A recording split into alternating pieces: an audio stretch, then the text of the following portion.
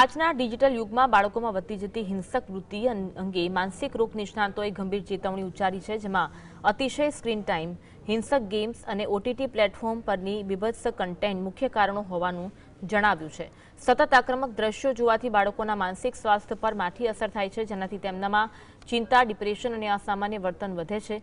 નિષ્ણાતોએ વાલીઓને સલાહ આપી છે કે બાળકોના મોબાઈલ વપરાશ પર મર્યાદા રાખી પેરેન્ટલ કંટ્રોલનો ઉપયોગ કરવો જોઈએ અને દરરોજ પરિવાર સાથે બેસીને દિનચર્યા વિશે ખુલ્લી વાતચીત કરવી જોઈએ.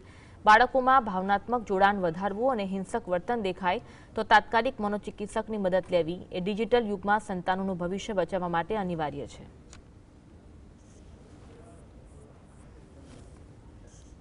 ભર્યું વર્તન જે છે એનું કારણ છે મોબાઈલ ઇન્સ્ટ્રુમેન્ટ અને આવા ઇલેક્ટ્રોનિક સ્ક્રીનના જેટલા પણ જે ટેકનોલોજીકલ ડિવાઇસીસ બધા આવે છે.